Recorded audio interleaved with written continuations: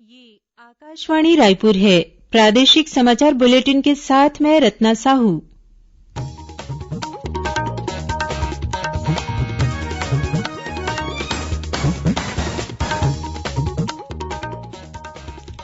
और अब पेश है आज के मुख्य समाचार। प्रदेश में आज कोरोना संक्रमित 6 मरीजों की मौत। दुर्ग जिले में बीएसएफ के 25 जवान सहित 46 नए मरीजों की पुष्टि। छत्तीसगढ़ के आदिवासी बहुल बीजापुर ने आकांक्षी जिलों की डेल्टा रैंकिंग में पूरे देश में हासिल किया पहला स्थान। बिलासपुर जिले के ग्राम मेड़पार बाजार में 45 मवेशियों की मौत। जांच टीम गठित। मुख्यमंत्री ने घटना के जिम्मेदार लोगों पर कार्रवाई के दिए निर्देश। और प्रधानमंत्री नरेंद्र मोदी कल सुबह 11 बजे आकाशवाणी से मन की बात कार्यक्रम में अपने विचार साझा करेंगे।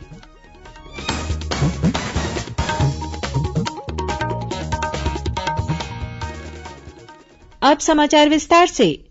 प्रदेश में आज भी विभिन्न जिलों में कोरोना संक्रमित नए मरीज मिले हैं। वहीं आज 6 कोरोना पॉजिटिव मरीजों की मौत हो गई। इनमें से 4 मृतक रायपुर, 1 भिलाई और 1 बलौदाबाजार जिले का रहने वाला था।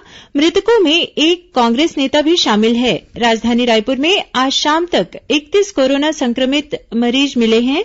वहीं दुर्ग जिले में आज शाम तक 46 नए कोरोना संक्रमित मरीजों की पुष्टि हुई है।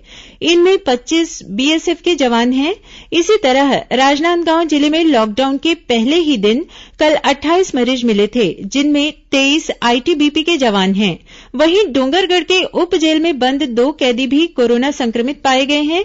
बेमेतरा जिले में 1 जवान सहित 6 मरीजों की पहचान की गई है। इधर रायगढ़ जिले में आज 4 नए कोरोना मरीजों की पहचान की गई है। जिले में अब कुल कोरोना संक्रमित मरीजों की संख्या 189 हो गई है। उधर कोंडागांव जिले में भी आज 4 नए कोरोना संक्रमित मरीज मिले हैं। ये सभी सीआरपीएफ के जवान हैं तथा वे देउर गांव क्वारेंटाइन सेंटर में रह रहे थे। इसी तरह बस्तर जिले में बीती रात 18 नए कोरोना पॉजिटिव मरीजों की पहचान हुई थी। ये सभी सीआरपीएफ के जवान हैं। वहीं सूरजपुर जिले में भी बीती रात 8 मरीज मिले थे। गौरतलब है कि प्रदेश में बीती रात तक कुल 6,819 कोरोना संक्रमित मरीज पाए गए हैं, जिनमें से 4,567 मरीज स्वस्थ होकर अपने घर लौट चुके हैं। वहीं 2,216 मरीजों का विभिन्न अस्पतालों में इलाज चल रहा है, जबकि 36 मरीजों की मौत हो चुकी है।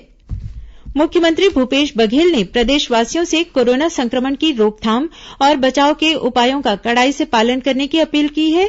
उन्होंने कहा कि कोरोना का अभी इलाज नहीं है और न ही वैक्सीन आ पाई है, इसलिए बचाव में ही सुरक्षा है। श्री बघेल ने कहा कि स्वास्थ्य विभाग के दिशा निर्देशों के अनुसार मास्क, सैनिटाइजर और फिजिकल डिस्टेंसिंग का लगातार कड़ाई से पालन किया जाना चाहिए। श्री बघेल ने आज रायपुर में पत्रकारों से चर्चा करते हुए कहा कि राजधानी में कोरोना संक्रमण का बढ़ना चिंता का विषय है। रायपुर के लोग जागरूक हैं। बचाव के उपायों का पालन कर संक्रमण को रोका जा सकता है। उन्होंने कहा कि राज्य सरकार द्वारा संक्रमण से बचाव के सभी एहतियाती उपायों का क्रियान्वयन किया जा रहा है। मुख्यमंत्री ने यह भी कहा कि प्रदेश में मरीजों के लिए पर्याप्त बिस्तरों की उपलब्धता है। मरीजों का समुचित इलाज किया जा रहा है और बड़ी संख्या में मरीज ठीक हो पा रहे हैं। इस बीच मुख्य सचिव आरपी मंडल ने नगर निगम क्षेत्र रायपुर और बीरगांव में कोरोना रोकथाम के लिए बने कंटेनमेंट जोन में कड़ाई से कार्रवाई करने के निर्देश दिए हैं। मुख्य सचिव ने आज रायपुर और बीरगांव में कोरोना की स्थिति की समीक्षा की। उन्होंने कहा कि कोरोना हॉटस्पॉट और कंटेनमेंट जोन एरिया में लोग बिना वजह घर से बाहर नहीं निकले। जरूरी होने पर यदि बाहर जाना है तो मास्क या फेस कवर का उपयोग करें। ऐसा नहीं करने पर महामारी नियंत्रण के प्रावधानों के तहत दंडात्मक कार्रवाई की जाए। मुख्यमंत्री भूपेश बघेल ने आज भारतीय आयुर्विज्ञान अनुसंधान परिषद आईसीएमआर नई दिल्ली के director general professor Balram Bhargava और एम्स रायपुर के director doctor Nitin M Nagarkar से फोन पर चर्चा की। इस दौरान मुख्यमंत्री ने कोरोना संक्रमण के उपचार के लिए प्लाज्मा थेरेपी सहित अन्य आवश्यक व्यवस्थाओं और आगे की उपचार रणनीति पर विस्तृत चर्चा की।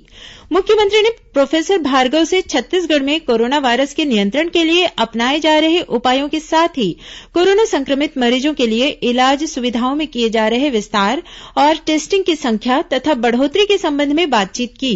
वहीं श्री बघेल ने एम्स रायपुर के डायरेक्टर डॉक्टर नागरकर से एम्स में भर्ती कोरोना संक्रमित मरीजों की स्थिति, उनके उपचार के लिए उपलब्ध मेडिकल स्टाफ और बिस्तर सहित अन्य व्यवस्थाओं की जानकारी ली। मुख्यमंत्री ने प्लाज्मा थेरेपी सहित आगे की उपचार की रणनीति पर भी चर्चा की। डॉक्टर नागरकर ने इस संबंध में मुख्यमंत्री को विस्तार से जानकारी दी। इस बीच मुख्यमंत्री ने प्लाज्मा थेरेपी के संबंध में अपर मुख्य सचिव सुब्रत साहू और स्वास्थ्य सचिव निहारिका बारिक सिंह से आवश्यक कार्रवाई करने को कहा है। Raipur collector doctor S Bharathidasan ने कहा है कि जिला प्रशासन द्वारा पायलट प्रोजेक्ट के रूप में होम आइसोलेशन की प्रक्रिया पहले डॉक्टरों पर लागू की जाएगी। यह सफल होने पर कोरोना पॉजिटिव पाए गए कैटेगरी सी के मरीजों को होम आइसोलेशन करने की अनुमति प्रदान की जा सकती है। उन्होंने बताया कि होम आइसोलेशन के लिए मरीज के घर में अलग हवादार कमरा और शौचालय होने पर ही होम आइसोलेशन की अनुमति दी जाएगी। इस अवधि के दौरान जिला स्वास्थ्य विभाग द्वारा इसके लिए नियुक्त स्वास्थ्यकर्मी प्रतिदिन मरीज और उनके अटेंडेंट से फोन के माध्यम से संपर्क में रहेंगे। जिन मरीजों को होम आइसोलेशन में रखा जाएगा उनके घर में किसी बाहरी व्यक्ति का प्रवेश पूर्णतः निषेध रहेगा। महासमुंद जिले के बागबहरा, बसना और महासमुंद नगरीय निकाय क्षेत्र में बीती मध्य रात्रि से पूर्णतः लॉकडाउन लागू हो गया है। तीनों नगरीय निकाय सीमा क्षेत्र में यह लॉकडाउन 31 जुलाई तक लागू रहेगा। इसके मद्देनजर अनुविभागीय अधिकारी और पुलिस की टीम ने आज सुबह फ्लैग मार्च किया और लोगों को बेवजह घर से बाहर नहीं निकलने तथा सरकार के दिशा निर्देशों का पालन करने की समझाइश दी। वहीं बागबहरा में बिना मास्क के घूमने वाले 90 लोगों से करीब 9,000 रूपये का जुर्माना वसूला गया। वहीं बलरामपुर जिले के सभी नगरीय निकाय क्षेत्रों में भी संपूर्ण लॉकडाउन लागू कर दिया गया है। इसी तरह बालोद शहरी क्षेत्र में 6 दिनों का पूर्ण लॉकडाउन लागू हो गया है। उधर कोरिया जिले में कलेक्टर एसएन राठौर ने कोरोना संक्रमण को रोकने के लिए जिले के सभी एसडीएम, जनपद पंचायत के सीईओ, नगरीय निकाय के आयुक्त और सीएमओ को राज्य शासन द्वारा जारी दिशा निर्देशों का कड़ाई से पालन सुनिश्चित कराने के निर्देश दिए हैं। जिले के बैकुंठपुर में साप्ताहिक बाजार अब मिनी स्टेडियम में रविवार और गुरुवार को 2 दिन लगेगा। इधर रायगढ़ में कलेक्टर भीम सिंह और पुलिस अधीक्षक संतोष सिंह ने पैदल मार्च करते हुए शहर का निरीक्षण किया। इसी तरह जांजगीर चांपा जिले के 15 नगरीय निकायों में लॉकडाउन के दूसरे दिन कलेक्टर यशवंत कुमार और पुलिस अधीक्षक पारुल माथुर ने भी शहर में पैदल मार्च किया। वहीं कबीरधाम जिले के नगर पंचायत पंडरिया के संपूर्ण क्षेत्र को प्रतिबंधित घोषित कर दिया गया है।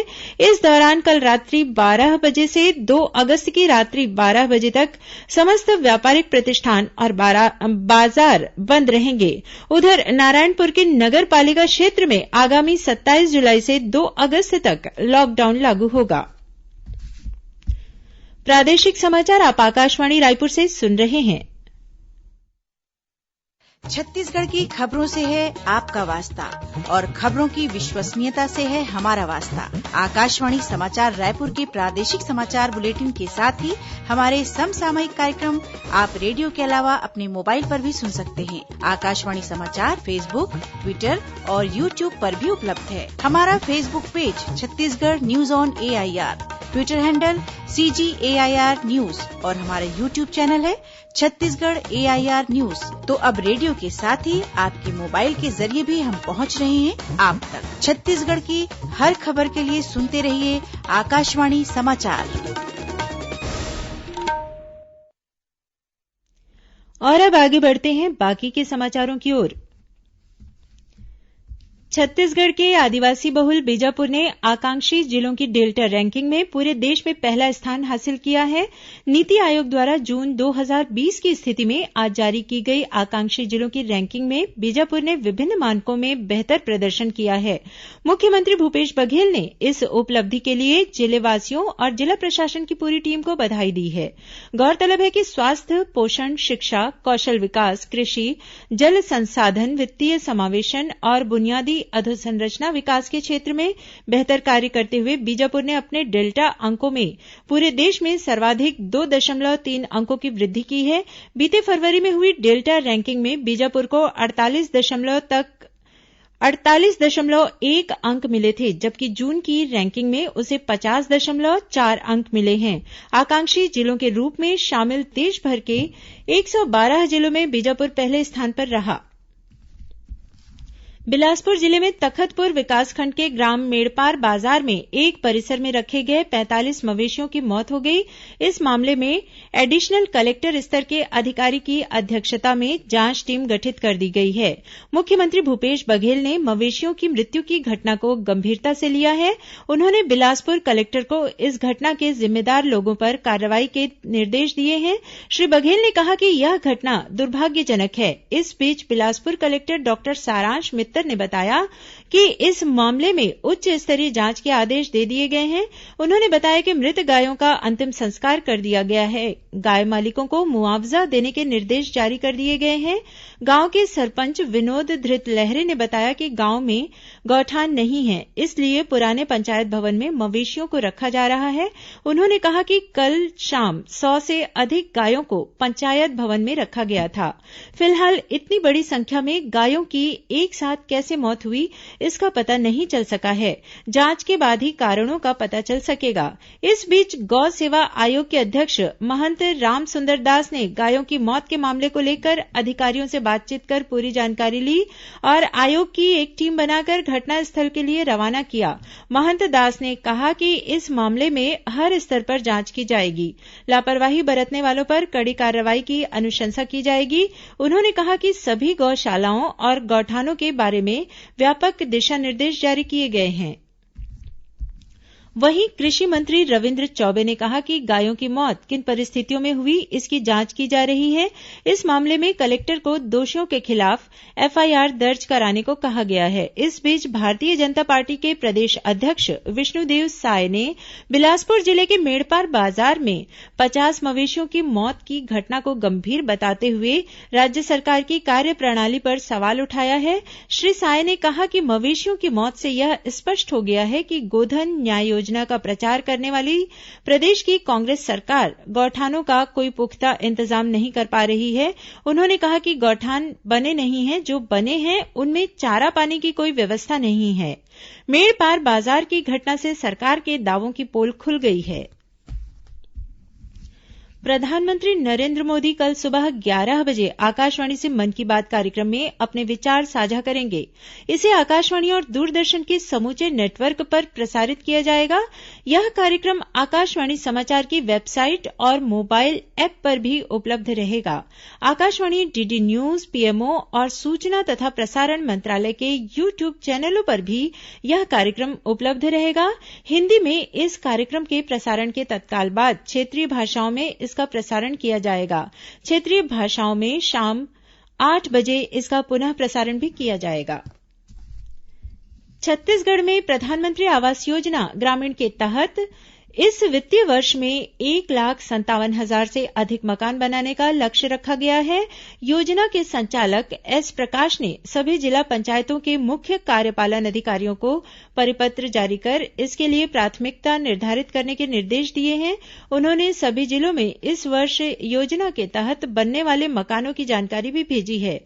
प्रधानमंत्री आवास योजना के तहत इस वर्ष अनुसूचित जनजाति वर्ग के हितग्राहियों के लिए 74,696, अनुसूचित जाति वर्ग के लिए लगभग 20,000, अल्पसंख्यक वर्ग के लिए 850 और अन्य वर्गों के हितग्राहियों के लिए 62,000 से अधिक मकान बनाए जाएंगे। बीजापुर जिले में सुरक्षा बलों ने माओवादियों द्वारा आगामी 28 जुलाई से 2 अगस्त तक बंद की घोषणा के मद्देनजर गश्त तेज कर दी है। इस बीच आज भैरमगढ़ थाना क्षेत्र में जिला पुलिस बल की टीम ने गश्त के दौरान टिंडोडी, बिरियाभूमि और उसपरी में माओवादियों द्वारा बनाए गए 4 स्मारक को ध्वस्त कर दिया। कोरोना संकट काल में बस्तर के स्वादिष्ट काजू ने अंचल में रहने वाले वनवासी परिवारों की आमदनी बढ़ा दी है। मुख्यमंत्री भूपेश बघेल ने पैकेजिंग और बस्तर ब्रांड नाम से इसे नए स्वरूप में अभी हाल ही में लॉन्च किया है। बस्तर के काजू की मांग को देखते हुए इसे वन विभाग के संजीवनी स्टोर में भी उपलब्ध कराया गया है। राज्य सरकार ने वनांचल में रहने वाले लोगों को वनोत्पाद के जरिए रोजगार उपलब्ध कराने की मुहिम के चलते बंद पड़े काजू प्रसंस्करण को फिर से शुरू किया है। नागपंचमी का पर्व आज प्रदेश भर में पारंपरिक ढंग से मनाया गया। इस साल कोरोना संकट को ध्यान में रखते हुए लोगों ने नागपंचमी की पूजा के दौरान लॉकडाउन और कोरोना संक्रमण की रोकथाम से संबंधित दिशा निर्देशों का पालन किया। इस साल कहीं से भी कुश्ती और दंगल जैसे पारंपरिक खेलों का आयोजन होने की खबर नहीं है। अब कुछ अन्य खबरें संक्षिप्त में। छत्तीसगढ़ राज्य खनिज विकास निगम के नवनियुक्त अध्यक्ष गिरीश देवांगन ने आज अपना कार्यभार संभाल लिया। इस मौके पर मुख्यमंत्री भूपेश बघेल भी मौजूद थे। श्री बघेल ने श्री देवांगन को नया दायित्व मिलने पर बधाई और शुभकामनाएं दी। भारतीय जनता पार्टी के प्रदेश अध्यक्ष विष्णुदेव साय ने पूर्व विधायक रोहित कुमार साय को जशपुर जिले का भाजपा अध्यक्ष नियुक्त किया है। रायगढ़ जिला पंचायत की मुख्य कार्यपालन अधिकारी ऋचा प्रकाश चौधरी ने ग्राम पंचायत औरदा के पंचायत सचिव को कार्य में लापरवाही बरतने के आरोप में निलंबित कर दिया है। वहीं जांजगीर चांपा जिले में एसडीएम बजरंग दुबे ने कंटेनमेंट एरिया में ड्यूटी से अनुपस्थित 3 शिक्षकों को निलंबित करने की अनुशंसा की है। कोंडागांव जिले के ग्राम खाले मुरवेंड के पास बीती रात एक ट्रेलर अनियंत्रित होकर पेड़ से जा टकराई। इस हादसे में चालक की मौत हो गई। राजनांदगांव पुलिस ने हत्या के एक मामले में 24 घंटे के भीतर आरोपी को गिरफ्तार कर लिया है। महासमुंद जिले के ग्राम खट्टीडीह में भालू के हमले से एक किसान की मौत हो गई। वन विभाग ने मृतक के परिजनों को 25,000 रूपये की तात्कालिक सहायता राशि उपलब्ध कराई है। रायगढ़ जिले के धरमजयगढ़ वन मंडल में हाथियों के दल ने बीती रात प्रेमनगर कॉलोनी क्षेत्र के खेतों में लगे फसलों को नुकसान पहुंचाया। और दुर्ग जिले के सुपेला स्थित लक्ष्मी मार्केट में आज गैस चूल्हा रिपेयरिंग शॉप में गैस सिलेंडर फट जाने से आग लग गई। इस घटना में किसी के हताहत होने की खबर नहीं है। अंत में मुख्य समाचार एक बार फिर। प्रदेश में आज कोरोना संक्रमित 6 मरीजों की मौत। दुर्ग जिले में बीएसएफ के 25 जवान सहित 46 नए मरीजों की पुष्टि। छत्तीसगढ़ के आदिवासी बहुल बीजापुर ने आकांक्षी जिलों की डेल्टा रैंकिंग में पूरे देश में हासिल किया पहला स्थान। बिलासपुर जिले के ग्राम मेड़पार बाजार में 45 मवेशियों की मौत। जांच टीम गठित। मुख्यमंत्री ने घटना के जिम्मेदार लोगों पर कार्रवाई के दिए निर्देश। और प्रधानमंत्री नरेंद्र मोदी कल सुबह 11 बजे आकाशवाणी से मन की बात कार्यक्रम में अपने विचार साझा करेंगे। इसी के साथ प्रादेशिक समाचार बुलेटिन समाप्त हुआ। नमस्कार।